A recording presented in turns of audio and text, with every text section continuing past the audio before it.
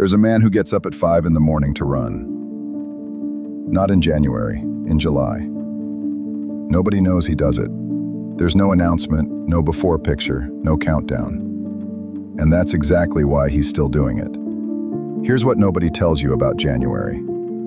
The 1st of January doesn't give you discipline, it gives you permission. A date on a wall that says, now you're allowed to become someone else. And permission feels like power for about 3 weeks. Then the date wears off, and you're standing there with the same habits and a gym membership. Because anything that starts with permission ends when the permission runs out. Now look at the middle of the year. July gives you nothing. No clean slate, no fresh page, no crowd at the gym. If you start something now, there's only one possible reason. You decided. And a decision doesn't expire the way a date does.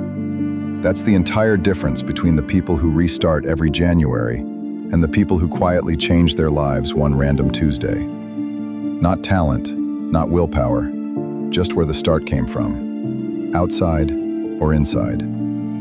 So this is the middle start. Over the next few minutes, I'm going to give you the whole method, the way we build a start that survives. It comes down to 3 things: the plan and why yours was designed to fail, the people and why you told the wrong ones, and the proof and why you never needed to feel ready. Stay with me. This is everything in one sitting. Chapter 1, the plan. I want you to actually look at the plan you made last time. Not the goal, the plan. Run every day, write every morning. New diet starting Monday. Notice something? Every one of those plans assumes you'll be at your best every single day. Full sleep, no crisis at work, nobody sick, motivation high. That person doesn't exist. You built a plan for someone who doesn't exist, and then blamed yourself when a real person couldn't keep it. So here's the correction, and it's going to feel almost insulting. Shrink the promise until it fits inside your worst day. Not your best day, your worst one. The day the meeting runs late and the kitchen's a mess and you want to disappear into your phone. Whatever you can still do on that day, that's your real capacity. Build there. And then give it a time and an address. Not, I'll write more. After dinner, at the kitchen table, I write for 20 minutes. Say it exactly like that. When, where, what. A promise without a time and a place isn't a plan, it's a wish. And then make the first motion stupidly easy. The night before, put the thing where the promise happens. The notebook open on the kitchen table, the pen on top. The shoes by the door, the socks inside. If the promise lives at the gym, pack the bag tonight and put it in the car. You think you're deciding at 7 whether to keep the promise, you're not. You're deciding whether to walk upstairs and find the notebook. The morning should require 0 decisions, only motion. Distance is where promises die. Close the distance the night before, while you still like the plan. One more thing, because this is where everyone falls. You will miss a day. That was always going to happen, so decide now what a miss means. A miss means nothing. It carries no interest. You don't owe 40 minutes tomorrow. You don't start over from 0. There is no 0. There's just the next dinner, the same table, the same 20 minutes. Miss once, return once. That's the whole rule. You're not building the project yet. You're building the person who returns.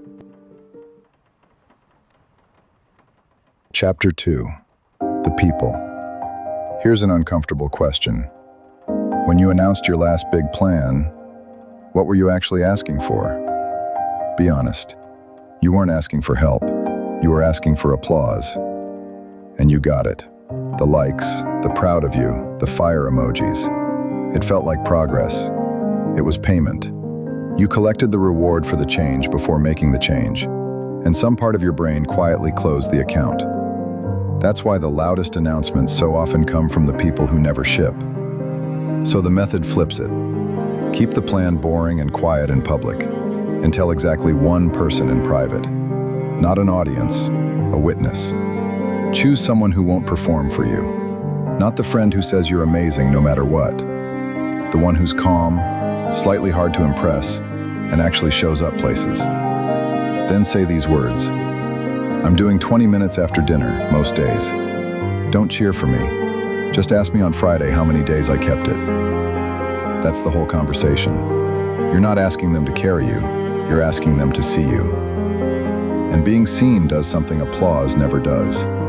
On the night you want to skip, no crowd is going to cross your mind. One face will. The one who's going to ask on Friday. That's not pressure, that's a rope. And if you're wondering whether you're allowed to post anything at all, you are. Just get the order right. Announcements spend the reward before the work. Receipts spend nothing. Finish the week, then show the page if you want. Share what happened, never what's going to happen. The plan stays private, the proof gets to be public. You'll feel the difference in your body. An announcement is asking, a receipt is telling. Real change is almost never witnessed by many people. It's witnessed by one or two, and that turns out to be enough. Last chapter, the proof. There's a lie almost everyone believes, that ready is a feeling, and action is what comes after it. It's exactly backwards. Action comes first, the feeling follows. You don't run because you're a runner. You become a runner because you ran, badly, on a Tuesday, when it was raining. Motivation isn't the cause of momentum, it's the exhaust. So stop interrogating your feelings every morning and start keeping receipts instead. Here's the practice. Every day you keep the 20 minutes, mark it. One line on a page, one box on the sheet. That's not decoration. That page is a case file. Because in 3 weeks the old voice will come back. You always quit. This isn't working. You're not that person. And this time you won't have to argue with it. You'll open the drawer. 14 marks. 16. You don't need confidence when you have records. Somewhere around the 20th mark, do one more thing. Change the sentence. You've been saying, I'm trying to write. Look at the page and say what's actually true now. I write after dinner. Out loud. Once. It will feel ridiculous. Then it will feel accurate. That's the moment the habit stops being a project you run and starts being a place you live. Evidence doesn't just win arguments with the old voice. It rewrites the introduction. And that introduction is what walks you into month 2. Now, one warning about the far side of this. The method works quietly, which means nobody's going to congratulate you while it's working. The 20 minutes will feel too small to matter, right up until the day it doesn't. That's how real things grow. Invisibly, then obviously. And next Sunday, we'll put it to use. We're going to open the books on the first half of this year and ask 3 questions, honestly. What actually worked? What cost more than it gave? And what deserves the second half? No court case, just an inventory, taken by someone finally holding evidence. The year isn't over. You're holding the method now. Keep your light stubborn.